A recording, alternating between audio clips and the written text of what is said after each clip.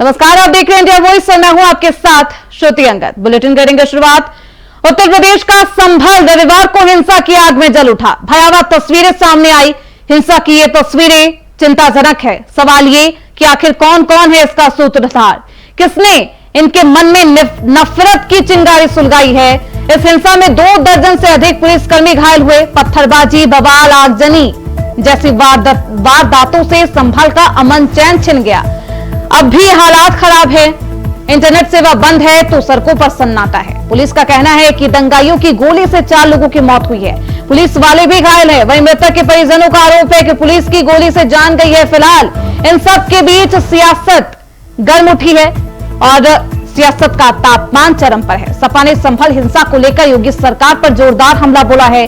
हिंसा की साजिश को जिम्मेदार ठहराया।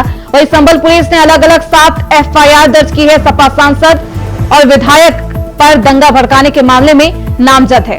शाही जामा मस्जिद में सर्वे को लेकर जमकर यह बवाल हुआ है और अब सियासत का तापमान भी उबाल पर है।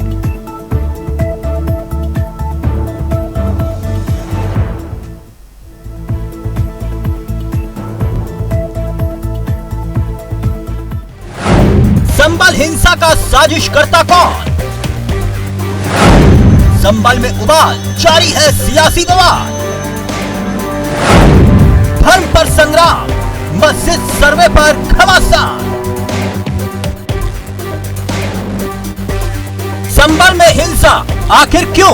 ये तस्वीरें भयावह हैं, हैरान परेशान करने वाली हैं, सोचने पर मजबूर करने वाली हैं कि आखिरकार इन तस्वीरों के पीछे मास्टरमाइंड है कौन? अदालत जिस पर सभी को विश्वास होना चाहिए था, वो अदालत जो न्याय के लिए जानी जाती है, लेकिन जब सर्वे का आदेश दिया जाता है तो इस तरह के हंगामे के पीछे वो मास्टरमाइंड कौन है जो अदालत के आदेश की भी अवहेलना करने से गुरेज नहीं करते। पत्थरबाजी की जाती है, पुलिस प्रशासन पर वार किए जाते हैं, 4 की जान चली जाती है, 20 से ज्यादा लोग घायल हो जाते हैं और नतीजतन अब संभल के हालात ये हैं कि वहाँ कोई बाहरी व्यक्ति जा नहीं सकता। कर्फ्यू जैसे हालात बने हुए हैं, मानो कि युद्ध हो रहा हो। ये दंगे की तस्वीरें ये हालात बताने के लिए काफी है कि बहुत बड़ी साजिश रची गई थी। शांति व्यवस्था को, कानून व्यवस्था को ताक पर रख दिया गया। ऐसे में सवाल ये उठता है कि हिंसा की आग कौन भड़का रहा था, किसने इस हिंसा की पटकथा लिखी? क्योंकि सवाल उठ रहे हैं कि आखिरकार ये हिंसा एक दिन की प्लानिंग नहीं थी, इसके पीछे साजिश रची जा रही थी। खैर, अब इस बवाल के पीछे सियासी उबाल भी उठ रहा है। जो घटना हुई है, हमारे सांसद जियाउर रहमान जब संभल में ही नहीं थे और उसके बावजूद भी उन पर FIR दर्ज करना, ऐसा उदाहरण कभी किसी को मिला होगा देखने को, सुनने को? एक पुलिस ऑफिसर ये कह रहा हो कि नेता बनना छोड़ दो, नेताओं का सहारा लेना छोड़ दो।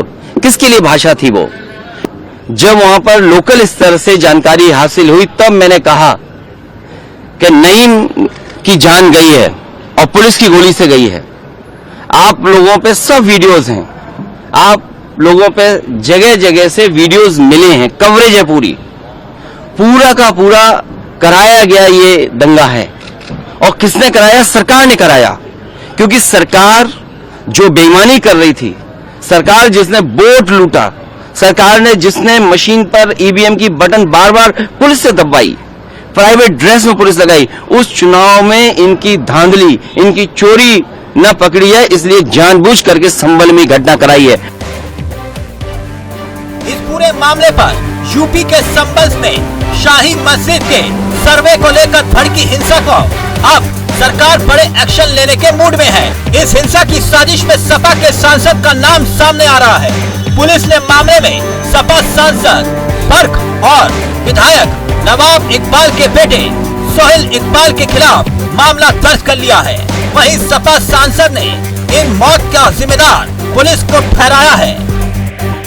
ये प्री प्लान घटना है और अफसोस की बात यह है कि इसमें खासतौर से मुस्लिम समाज के लोगों को जो टारगेट कर करके काम किया जा रहा है इस प्रदेश और देश के अंदर, इससे ज्यादा बुरा हाल शायद आजादी के बाद में कभी नहीं हुआ होगा। और जिस प्रकार प्लेसेस ऑफ वर्शिप एक्ट का उल्लंघन किया जा रहा है। जब पार्लियामेंट ने एक कानून बना दिया 1991 में कि 1947 15 अगस्त से जो धार्मिक स्थल मस्जिद नहीं, जो भी धार्मिक स्थल अस्तित्व में है उनके साथ किसी प्रकार की कोई छेड़खानी नहीं होगी, वो अपने उसके अंदर ही रहेगा। बहराइच के बाद संभल, क्या दंगे की आग भड़काने की कोशिश हो रही है? बात सर्वे की है, और सर्वे से पहले ये बवाल क्यों? ऐसी भयावह तस्वीरें जो सामने आ रही थी वो सवाल खड़ा कर रही हैं। संभल में पिछले हफ्ते कोर्ट के आदेश के बाद मस्जिद का सर्वे किया गया था। इसके बाद एक याचिका दायर कर दावा किया गया था कि जामा मस्जिद वाली जगह पर पहले हरिहर मंदिर था। रविवार को इस मुद्दे पर हिंसा भड़क उठी।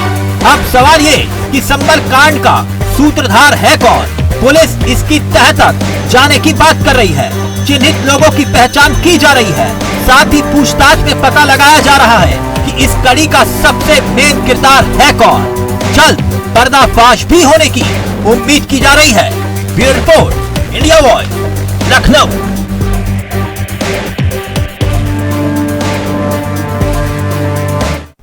कोर्ट की तरफ से बगैर मस्जिद के जिम्मेदारों को कमेटी को सुने उन्होंने एक एक्स पार्टी ऑर्डर पास कर दिया, वो गलत है। दूसरा यह है कि एक बार तो आपने गलत ऑर्डर दिया, सर्वे हो गया। दूसरा सर्वे जब किया आपने किसी को इत्तला नहीं दी। तीसरी बात यह है कि पुलिस का ये काम था कि मस्जिद कमेटी को कॉन्फिडेंस में लेते या वहां की पीस कमेटी को।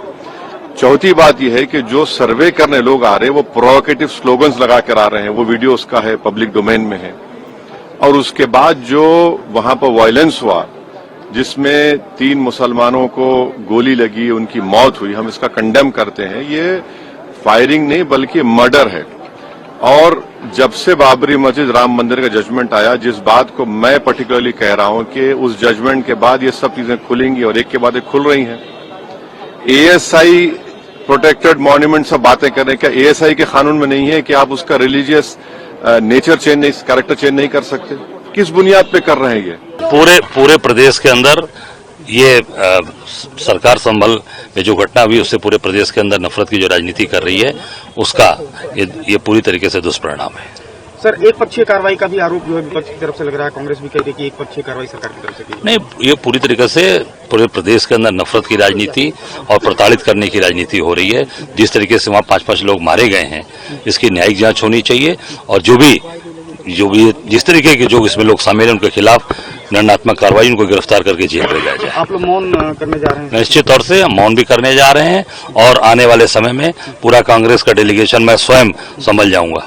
दुर्भाग्यपूर्ण है, सोची समझी रणनीति के तहत पहले उत्तेजना फैलाई गई और फिर नियंत्रण करने के नाम पर बेगुनाहों के साथ भी गलत कार्रवाई की गई। अब प्रधानमंत्री को 100% एक दिन जनता स्वीकार कर लेगी। 100% अगर यही व्यवस्था रहे तो प्रधानमंत्री को आपको प्रश्न ऐसा बना दिए 90% जनता कि झारखंड कहाँ है, बांग्लादेश में है कि चीन में है कि पाकिस्तान में है? वहां की जनता ने क्या किया है? स्वीकारा है। बंगाल कहाँ है, हिमाचल प्रदेश कहाँ है, पंजाब कहाँ है? सारी की सारी सीटें भाजपा हार गई। आप कहाँ फोकस कर रहे हो? और यहाँ भी जो जीता, उत्तर प्रदेश में जो जीता है ना, उसका पहले लिस्ट में नाम पढ़ो कौन है। वो खुद ही भाजपा को नहीं पचेगा। यूपी में उपचुनाव को लेकर आए अप्रत्याशित नतीजों के बाद से खासकर संभल जिला सहित पूरे मुरादाबाद मंडल में काफी तनाव की स्थिति व्याप्त थी कल से। ऐसे में शासन व प्रशासन को संभल में मस्जिद व मंदिर विवाद को लेकर सर्वे कराने का कार्य आगे बढ़ाना चाहिए था, जो तो ये ज्यादा बेहतर होता। लेकिन ऐसा ना करके जो आज वहां सर्वे के दौरान जो कुछ भी बवाल हुआ है, हिंसा हुई है, तो उसके लिए यूपी का शासन व प्रशासन पूरी तरह से जिम्मेवार है। ये अति निंदनीय है। ये जो भी कुछ उधर हो रहा है ये अति निंदनीय है, जबकि ये काम दोनों पक्षों को साथ में लेकर शांतिमय ढंग से किया जाना चाहिए था, जो नहीं किया जा रहा है। संभल में जो कल तांडव हुआ है वो किससे छिपावा नहीं, और जिस तरह से पुलिस के अधिकारियों ने, जो पीड़ित परिवार द्वारा बताया गया, जिस तरह से खुलेआम गोली चला के अगर आप लॉ एंड ऑर्डर मेंटेन करना चाहते तो आप पैर की तरफ भी गोली चला सकते थे, लेकिन आजकल कुछ अधिकारी सरकार को खुश करने के लिए सीने पे गोली चलाते हैं, सर पे गोली चलाते हैं, और ये ज्यादातर मामलों में देखा गया। तो उन पीड़ितों का दर्द सुनने के लिए, क्योंकि सुबह हमने पार्लियामेंट में जैसे सेशन स्टार्ट हुआ हमने इस विषय को उठाया, लेकिन स्पीकर साहब ने सदन स्थगित कर दिया। उनको परमिशन है तो वो अपने अधिकारों का प्रयोग उन्होंने किया। हम अपने अधिकारों का प्रयोग करते हुए मैं पीड़ित परिवार मिलने जाना चाहता था। मेरी वहाँ के अधिकारियों से बात हुई है। हापुड़ पुलिस का ये कहना है कि आपके वहाँ जाने से लॉ एंड ऑर्डर डिस्टर्ब हो जाएगा। मैं भी नहीं चाहता लॉ एंड ऑर्डर डिस्टर्ब हो, लेकिन मेरी ये तकलीफ है कि जिन परिवारों ने अपने बच्चे खो दिए, जो माएँ आंसू आंख में लेकर मेरा इंतजार कर रही हैं, जिनके परिवारों में शायद कमाने वाला चला गया है, आज उन पे जो बीत रही है, और ऐसे में अगर मेरे जैसा आदमी जो सड़कों पे लड़ता है, अगर वो आज उनके साथ ना खड़ा हो तो शायद मैं अपने आप को माफ ना कर पाऊं।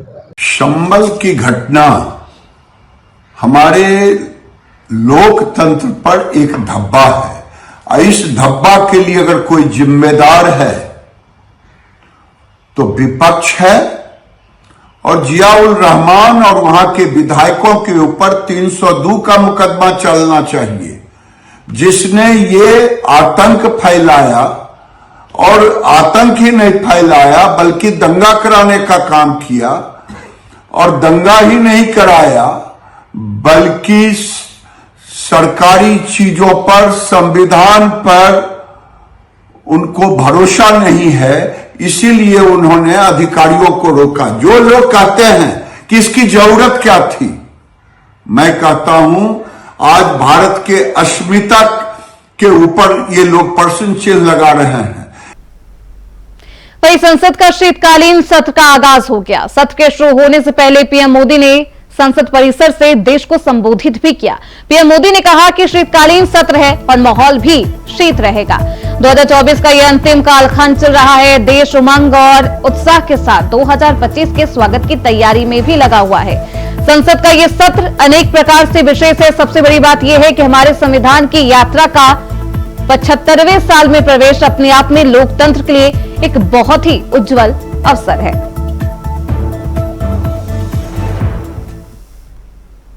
जनता को बार बार उनको रिजेक्ट करना पड़ रहा है। साथियों, ये सदन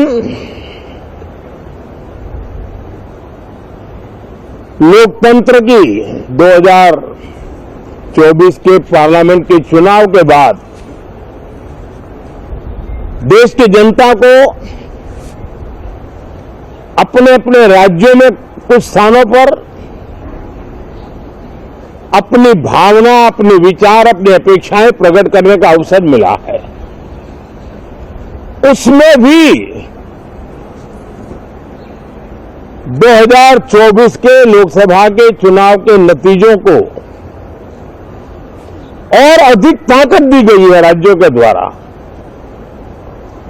और अधिक बल प्रदान किया गया है, और अधिक समर्थन का व्याप बढ़ा है। और लोकतंत्र की ये शर्त है कि हम जनता जनार्दन की भावनाओं का आदर करें, उनकी आशा अपेक्षाओं पर खरा उतरने के लिए दिन रात मेहनत करें। मैं बार बार खास करके विपक्ष के साथियों से आग्रह करता रहा हूं, और कुछ विपक्ष बहुत जिम्मेदारी से व्यवहार करते भी हैं। उनकी भी इच्छा रहती है कि सदन में सुचारू रूप से काम हो, लेकिन लगातार जिनको जनता ने नकार दिया है, वे अपने साथियों की बात को भी दबोच देते थे, उनकी भावनाओं का भी अनादर करते हैं, लोकतंत्र की भावनाओं का अनादर करते हैं। मैं आशा करता हूं कि हमारे नए साथियों को अवसर मिले। सभी दल में नए साथी हैं, उनके पास नए विचार है, भारत को आगे ले जाने के लिए नई नई कल्पनाएं हैं, और आज विश्व भारत की तरफ बहुत आशा भरी नजर से देख रहा है, तब हम संसद का समय का उपयोग वैश्विक स्तर पर भी भारत के आज जो सम्मान बढ़ा है, भारत का प्रति जो आकर्षण बढ़ा है, उसको बल प्रदान करने वाला हमारा व्यवहार रहना चाहिए। तो ऐसे अवसर बहुत कम मिलते हैं जो आज मिला है, और भारत की संसद से वो संदेश भी जाना चाहिए कि भारत के मतदाता उनका लोकतंत्र के प्रति समर्पण, उनका संविधान के प्रति समर्पण, उनका संसदीय कार्य पद्धति पर विश्वास, संसद में बैठे हुए हम सबको जनता जनार्दन की इन भावनाओं पर खरा उतरना ही पड़ेगा। और समय की मांग है, हम अब तक जितना समय गंवा चुके हैं उसका थोड़ा पश्चाताप करें और उसका परिमार्जन करने का उपाय यही है। रुकेंगे छोटे से ब्रेक के लिए, फौरन लौटेंगे। ब्रेक के बाद एक बार फिर से आप सभी का स्वागत है। खबरों में बढ़ते आगे। उत्तर प्रदेश के मुख्यमंत्री योगी आदित्यनाथ वाराणसी दौरे पर हैं, जहां CM Yogi Adityanath UP college के स्थापना दिवस कार्यक्रम में शामिल हुए, जहां सीएम योगी ने जनसभा को संबोधित किया, जिसमें उन्होंने कहा कि 1909 में इस कॉलेज की स्थापना हुई, युवा शक्ति को आगे बढ़ाना है। क्या कुछ कहा सीएम योगी आदित्यनाथ ने, सुनिए। ओतप्रोत भावी भारत के निर्माण के लिए एक ऐसी शिक्षण और प्रशिक्षण संस्था देनी है जो देश की आजादी के आंदोलन को तो एक गति दे ही सके, आवश्यकता पड़ने पर हर एक क्षेत्र में इस देश को योग्य नागरिक भी दे सके। और यही कारण है कि 1909 में जो नींव यहां रखी थी, बाबा विश्वनाथ के इस पावन स्थली पर पिछले 115 वर्षों से जीवन के हर एक क्षेत्र में आप देखेंगे तो उदय प्रताप कॉलेज से जुड़े हुए जो प्रशिक्षित और शिक्षित जो स्नातक हैं, प्रास्नातक हैं, अच्छे स्पोर्ट्स पर्सन हैं, कृषि के क्षेत्र में हो, डेयरी के क्षेत्र में हो, या जीवन के प्रत्येक अन्य क्षेत्र में, वो हम सबको देखने को मिलता है। पूरे देश के अंदर भी और राज्य के अंदर तो अक्सर उन लोगों से मुझे एक संवाद और संपर्क होने का मेरा अवसर प्राप्त होता रहता है। मैं आज सुबह ही जब इस कार्यक्रम के लिए गोरखपुर से प्रस्थान कर रहा था, तो गोरखपुर में मंदिर के द्वारा संचालित महाराणा प्रताप शिक्षा परिषद के अध्यक्ष वर्तमान में जो हैं, उनका नाम भी उदय प्रताप सिंह है। प्रोफेसर उदय प्रताप सिंह वह पूर्वांचल विश्वविद्यालय के कुलपति थे, लगभग 95 साल है। वे मेरे पास आए, उन्होंने कहा कि आज आप यूपी कॉलेज जा रहे हैं। मैंने कहा कि मैं उसी कॉलेज में 5 वर्ष रह करके पढ़ा हूं।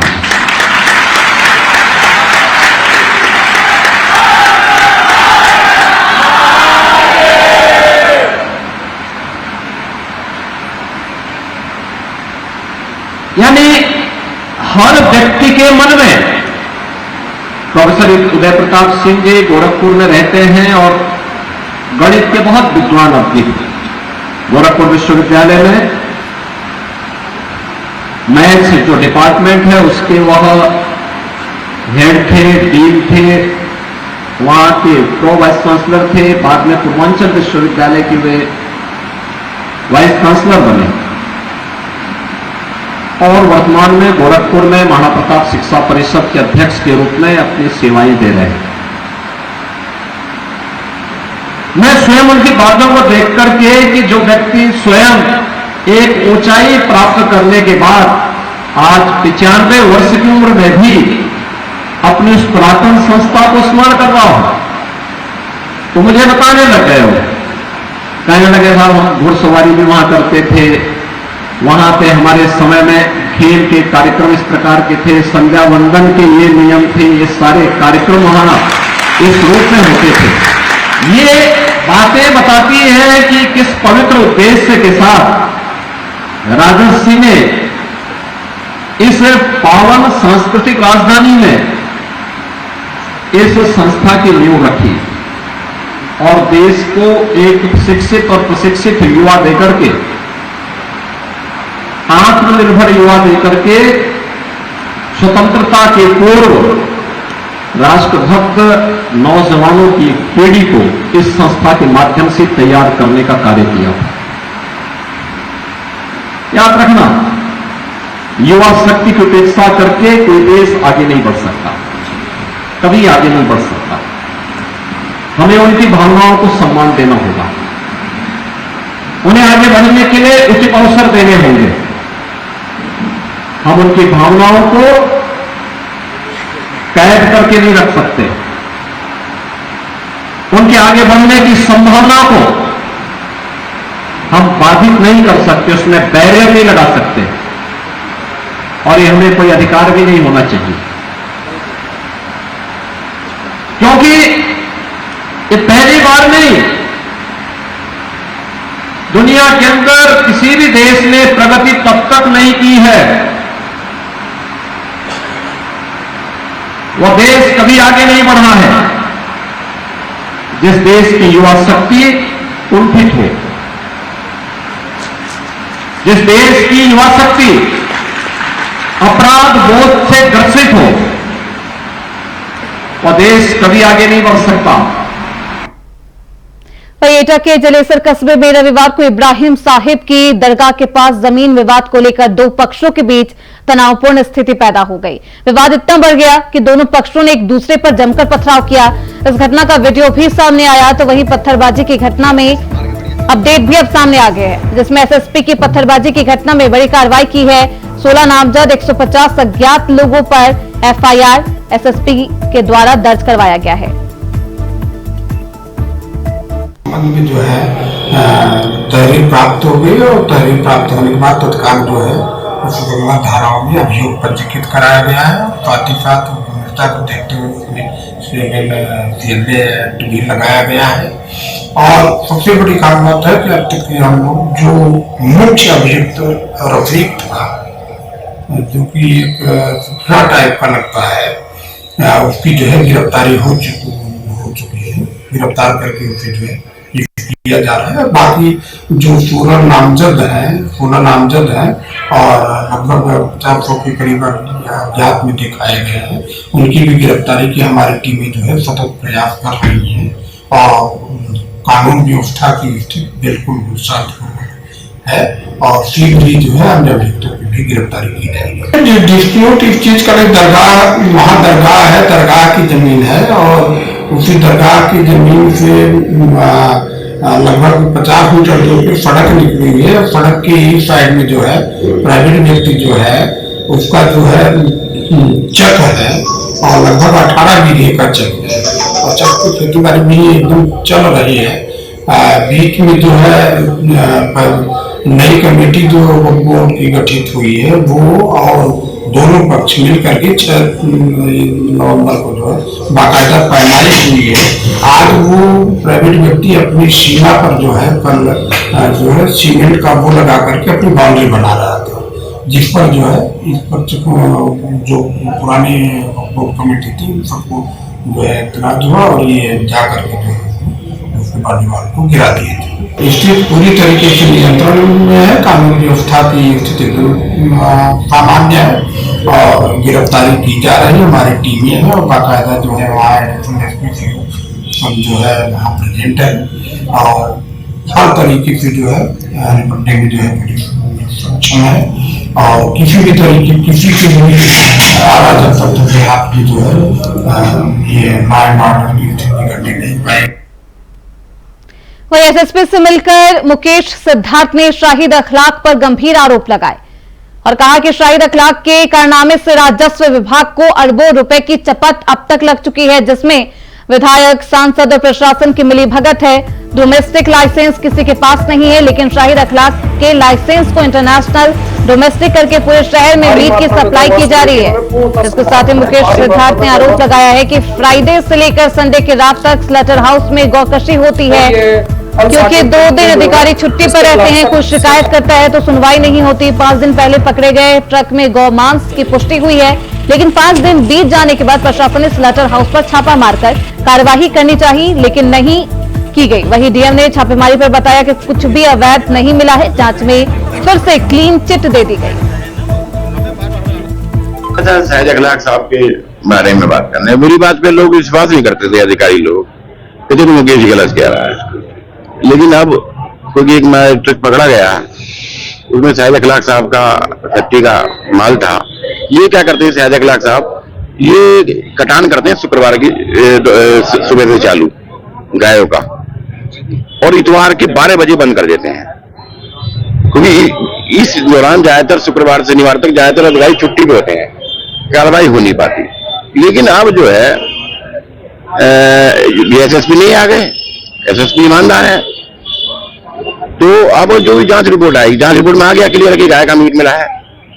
अब इसमें लेकिन क्योंकि 11 अधिकारी होते हैं जांच करने के लिए, जो आप स्थानीय लोगों द्वारा ये आरोप लगाया गया था कि नोएडा में कुछ टाइम पहले एक ट्रक पकड़ा गया था जिसके सैंपल्स कुछ भेजे गए थे जो पॉजिटिव पाए गए, और उनका ये कहना था कि यहाँ पे भी उसका लिंक है और इनके द्वारा उसको जो गौ मांस है उसकी सप्लाई की जाती है। तो उनकी शिकायतों के बेसिस पे हम लोगों ने एक कमेटी बना के तत्काल टीम वहां भेजी थी। टीम ने वहां पे चेक किया तो मौके पे ऐसी स्थिति कुछ पाई नहीं गई, बट सारे जो CCTV cameras and documents and documentation and papers है हमने उनसे सबसे मांगे हुए हैं, उसका अवलोकन कर रहे हैं और देख रहे हैं सभी फुटेजेस और सभी चीजों को चेक करके। तो अगर कुछ भी आगे कुछ पाया जाता है, कुछ भी ऐसी स्थिति होती है, तो फिर हम लोग आगे उसको आप लोगों से साझा करें। फिलहाल इसी के साथ इस बुलेटिन में बस इतना ही। देखते रहिए इंडिया वॉइस।